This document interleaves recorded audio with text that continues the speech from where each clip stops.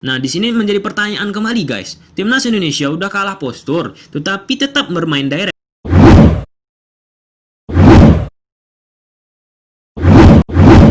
Oke guys, ulang coba-coba. Nah, sebelumnya teman-teman, Timnas Indonesia kalah dengan skor 3-0 menghadapin Bulgaria. Sekarang Timnas Indonesia harus kalah menghadapin Kroasia dengan skor 7-1. Nah, tetapi teman-teman, kita jangan melihat hasil, proses. Nah, pada pertandingan tadi malam, teman-teman, apa yang dilakukan Sintayong sedikit berbeda. Tetap menggunakan pola 4-4-2, tetapi banyak yang dilakukan, banyak yang berubah, banyak yang berbeda dari taktikal dan strategi yang dimainkan oleh Sintayong. Yang artinya apa?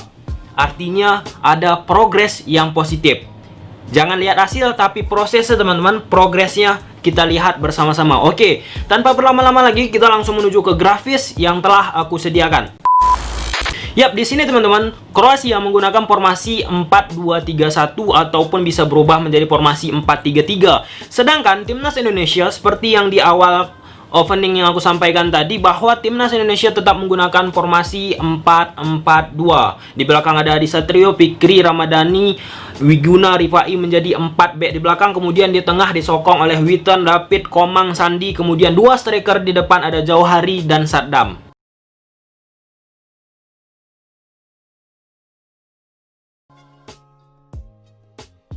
Ya, di sini teman-teman, Timnas Indonesia tetap menggunakan pola 4-4-2. Nah, di belakang ada Adi Satrio, kemudian ada Fikri, Ramadhani, Wiguna, Rifai menjadi 4 back di belakang. Kemudian gelandang tengah ada Witan, David, Trisnanda, Sandi. Kemudian 2 striker di depan ada Jauhari dan Saddam. Oke, kita lanjut ya.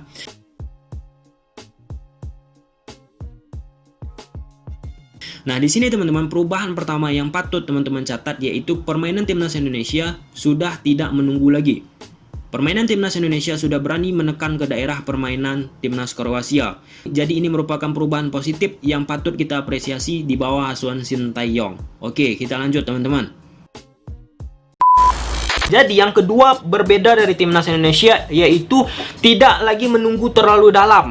Nah, seperti di pertandingan sebelumnya guys, Timnas Indonesia terlalu menunggu terlalu dalam. Contoh ya, untuk refresh biar kalian ingat kembali, Jauhari mundur ke belakang, Saddam mundur ke belakang, Sandi turun ke belakang, Komang mundur, David mundur, Witan mundur, Jauhari dan Saddam juga ikut mundur melewatin garis tengah lapangan ini. Sampai situ clear guys, itu untuk Bulgaria. Pada pertandingan tadi malam, Timnas Indonesia melakukan perubahan. Saddam lebih mau menekan teman-teman dan melewatin garis tengah lapangan ini. Jauhari juga melewatin garis tengah lapangan tersebut. Kemudian Witan, David, Komang, Sandi lebih mau membantu dan melakukan pressure lebih menusuk ke daerah permainan Kroasia itu sendiri. Dan beberapa kali teman-teman, pada pertandingan kali ini pressure yang dilakukan Timnas Indonesia tersebut berhasil menjadikan peluang untuk Timnas Indonesia. Contoh seperti apa? Misalnya contoh dari Bernik teman-teman memegang bola dan dilakukan pressure nih teman-teman dari Sandi ataupun Rifai. Setelah dilakukan pressure tersebut, langsung cepat tuh Timnas Indonesia langsung membuat permainan kombinasi 1-2 sentuhan. Misalnya direbut oleh Sandi, berhasil dia pressure, Sandi bakal memberikan umpan ke Saddam, Saddam bakal masuk menerobos ke dalam dan berharap Jauhari sebagai tembok ya untuk melakukan kombinasi 1-2 sentuhan. Saddam mengumpan ke Jauhari, Jauhari membalikkan lagi ke Saddam. Itu beberapa kali yang kita lihat pada pertandingan tadi malam dan itu positif teman-teman. Tandanya apa? Tadi malam Timnas Indonesia diterapkan Sintayong bermain kombinasi cepat 1-2 sentuhan dengan awal-awal di pressing dulu, putus bola Kroasia langsung cepat. Tetapi ada masalah dari pressing yang dilakukan Timnas Indonesia. Pressing yang dilakukan Timnas Indonesia ini guys tidak berjalan secara sistem organisasi. Contoh, dari belakang Josipovic memegang bola membuild up, diumpan ke Saldo ataupun Boras. Nah, di sini pemain Timnas Indonesia hanya pemain satu orang aja yang melakukan pressing, teman-teman. Misal Saddam bakal mempressing. Nah, di sini Jauhari bakal mempressing Saldo kalau misal diumpan Boras. Kemudian di second line, di pemain-pemain Timnas Indonesia gelandangnya hanya memperhatikan, hanya menunggu guys. Nah, kalau kalian menonton Bayern Munchen ataupun tim-tim luar sana guys, nggak lagi melakukan pressing, hanya mengharapkan satu pemain. Sekarang udah sistem. Jadi kalau misalnya putus bola dari Saddam, langsung ada mempressure selanjutnya. Nah, pada pertandingan tadi malam guys, Boras lewat nih dari pressure yang dilakukan oleh Saddam. Lewat bola misalnya ke contoh Jerilik. Nah, jadi jarak antara Saddam dan Jauhari ke lini kedua itu sangat jauh. Sehingga walaupun di pressure nggak begitu berarti bagi Kroasia itu sendiri, teman-teman.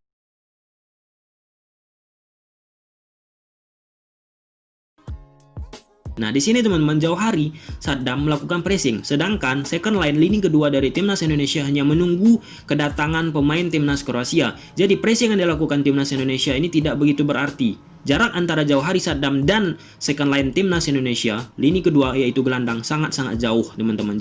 Jadi teman-teman, pressing yang dilakukan timnas Indonesia ini perlu menjadi bahan evaluasi untuk kebaikan timnas Indonesia ke depannya.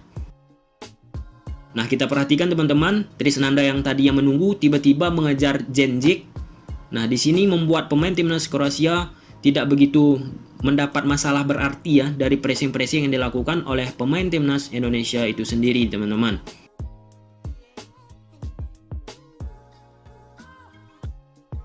Nah, di sini teman-teman, perubahan yang patut kita apresiasi kembali, nggak menunggu sekarang ya. Dua striker yang sempat kita bahas kemarin, Jauhari Saddam hanya menunggu, sekarang langsung di pressing, teman-teman. Jauhari mempressing Boras yang sedang membuild up serangan, dan ini kembali patut kita apresiasi, bukan kita ejek.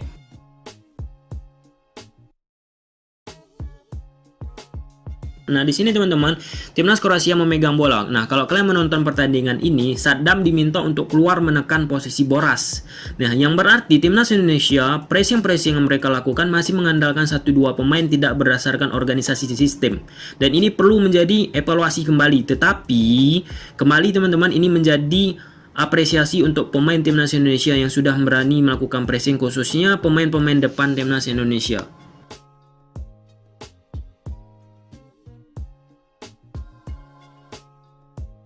Nah, di sini teman-teman, timnas Indonesia melakukan permainan kombinasi 1-2 sentuhan dari Sandi Arta dan Jauhari sebagai tembok yang, catat nih teman-teman, yang berawal dari pressing yang dilakukan timnas Indonesia. Jadi, skema taktikal penyerangan timnas Indonesia di bawah asuhan Sinteyong, yang pertama pressing, kemudian cepat melakukan kombinasi 1-2 sentuhan. Pressing nih pemain lawan, lepas, dapat bola, kombinasi cepat 1-2 sentuhan. Itu yang pertama, pola penyerangan dilakukan oleh Sintayong.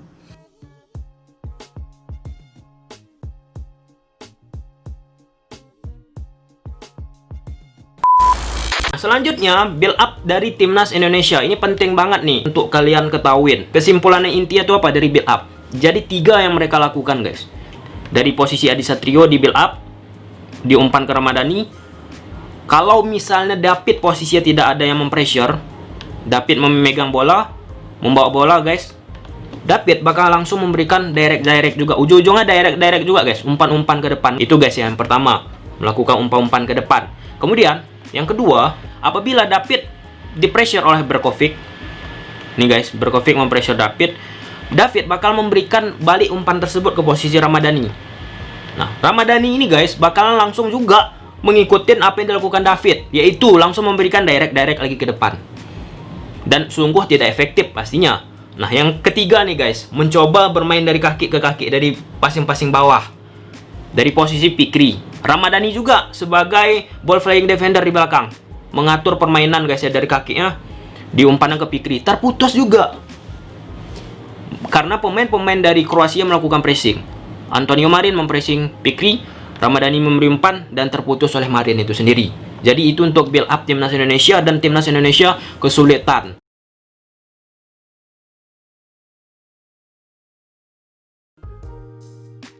Nah, di sini teman-teman, build up permainan timnas Indonesia. Di sini Trisnanda dan David, teman-teman, bergantian untuk turun ke belakang menjemput bola. Tetapi David Maulana lah lebih dominan melakukan build up serangan dan turun ke bawah. Nah, di sini teman-teman, Trisnanda yang menjemput bola ke belakang yang sebelumnya David, dan kemudian di sini David dan Trisnanda di pressure oleh pemain Kroasia, dan mau nggak mau David bakalan membalikkan ke pemain belakang. Nah, di sini kita perhatikan teman-teman, nggak ada space yang didapat oleh Trisnanda untuk membangun dari bawah, Sedangkan dari posisi kanan Fikri di pressure oleh Antonio Marin. Nah, di sini mau nggak mau Ramadhani, bek belakang timnas Indonesia, langsung melakukan direct ke depan. Menjadi pertanyaan kembali, kenapa dilakukan direct yang sudah nyata kita tahu teman-teman, timnas Indonesia kalah postur. Beda hal cerita kalau misalnya umpan-umpan direct ini diletak ke garis belakang pertahanan timnas Kroasia. Dengan memanfaatkan kecepatan itu sangat menguntungkan. Tetapi bola-bola direct yang dilakukan timnas Indonesia ini tidak berada di garis belakang pertahanan timnas Kroasia itu sendiri.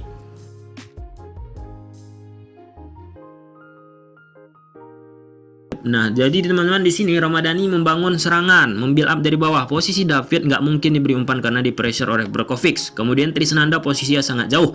Mau nggak mau Ramadhani memberikan umpan ke Fikri dan gagal karena ada Antonio Marin yang sudah siap mempressure memutus bola tersebut.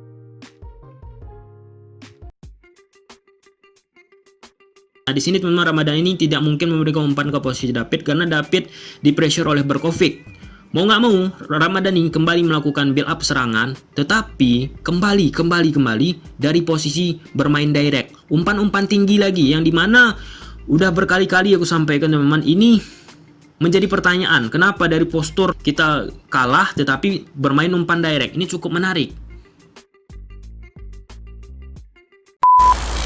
Kemudian, timnas Kroasia guys, berhasil memanfaatkan lubang di posisi David dan Komang dan David, jarak mereka ke posisi lini belakang teman-teman selalu menimbulkan ruang kosong yang lebar, dan itu beberapa kali dimanfaatkan oleh timnas Kroasia. Kita ambil contoh, Jerilik memberikan umpan ke Brnik belakang bermain melebar, diikuti dari Pai guys. Brnik memegang bola. Nah, di sini Wiguna, Ramadhani kan mundur, Fikri mundur. Nah, di sini selalu dimanfaatkan nih Sarik ataupun Brkovic karena David dan Komang transisi ke bertahannya lambat dan menimbulkan lubang-lubang banyak. Brnik bakal melakukan cutback ataupun dari posisi Marin teman-teman, dia masuk melakukan cutback lagi, yang incarannya kemana? Incarannya ke daerah sini guys, antar lini tengah posisi David Komang dan posisi lini belakang timnas Indonesia Ramadhani dan Wiguna. Mereka letakkannya bola ke sini dan itu berhasil beberapa gol dari posisi tersebut dan perlu dievaluasi pastinya teman-teman. Oke.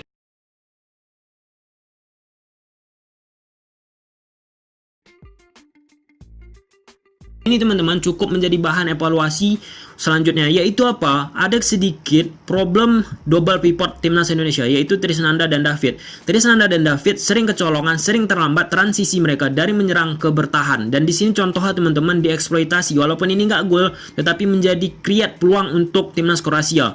Lihat jarak antara lini belakang ke posisi Trisnanda David sangat-sangat jauh dan menimbulkan ruang kosong dan dilakukan cutback timnas Kroasia.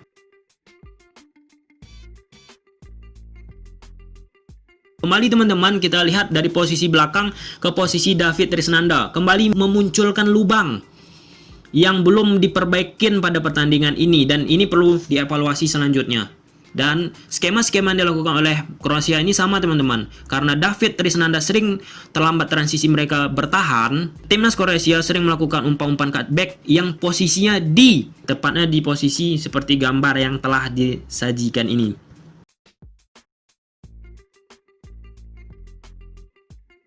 Kembali teman-teman dimanfaatkan oleh pemain timnas Kroasia dari posisi David dan Trisnanda kembali. Jarak mereka sangat jauh sehingga pemain-pemain Kroasia memanfaatkan di posisi double pivot timnas Indonesia tersebut dan berbuah gol. Coming from behind dari second line. Antonio Marin meletakkan kembali di posisi double pivot timnas Indonesia, David dan Trisnanda.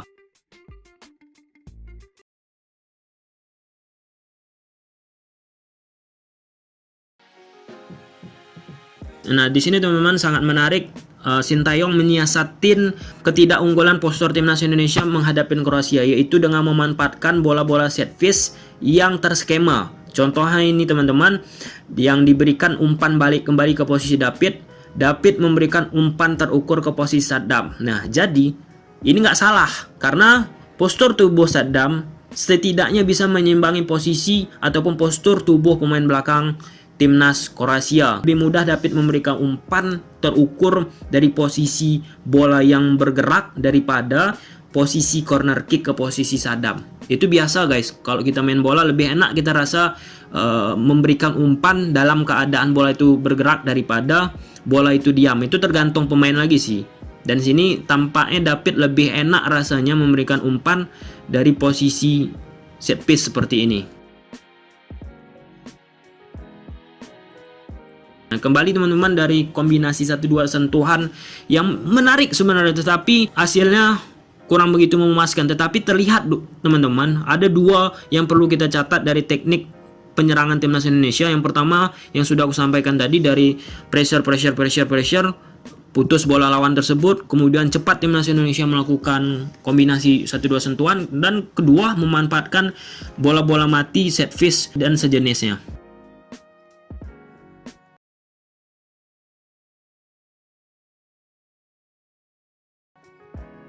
Nah, di sini menjadi pertanyaan kembali guys. Timnas Indonesia udah kalah postur, tetapi tetap bermain direct. Contoh Witan bermain direct. Masalahnya direct yang dilakukan nggak di belakang garis pertahanan Kroasia, malah di depan pemain-pemain Kroasia itu sendiri, dan itu gagal total.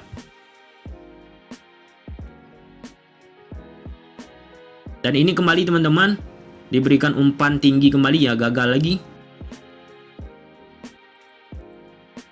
Dan kembali teman-teman, ini jelas banget sih, melihat Boras menanduk bola.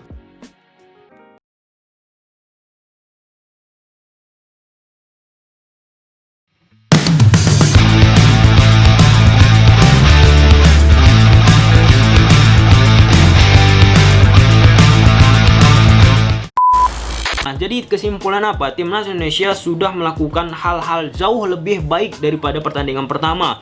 Mulai dari pressing yang dilakukan timnas Indonesia, nggak hanya menunggu, udah berani lewat dari garis tengah lapangan. Itu yang pertama guys. Yang kedua, timnas Indonesia udah terlihat nih apa yang diinginkan oleh Sintayong, yaitu pressing, merebut bola dari timnas ataupun pemain lawan, langsung melakukan kombinasi cepat 1-2 sentuhan, dan itu dipraktekkan pada pertandingan kali ini guys. Pressing, rebut cepat 1-2 sentuhan, create peluang. Yang ketiga, ini menjadi pertanyaan nih, kenapa timnas Indonesia di asuhan Sintayong tetap melakukan build up melalui direct, permainan direct. Ini menjadi antitesis menurut aku teman-teman, yang dimana menurut pengamat timnas Indonesia masalah di postur ketika menghadapi Kroasia, Bulgaria, dan tim-tim yang memiliki postur tinggi lah pasti ya teman-teman. Nah, tetapi pada pertandingan ini Kroasia mempunyai postur tinggi, tetapi timnas Indonesia bermain direct. Ini salah satu yang menarik apa yang dilakukan oleh Sintayong. Dan terakhir, yang nggak bisa kita pungkirin, yang seperti aku bilang antitesis juga, timnas Indonesia kesulitan menghadang postur tinggi dari pemain timnas Kroasia itu sendiri guys. Oke, ini proses kita lihat nanti guys ke depannya. Yang penting ada nilai positif perubahan terjadi di bawah asuhan Sintayong. Oke, kalau suka kan video ini, udah tahu apa harus kalian lakukan. See you the next video, bye.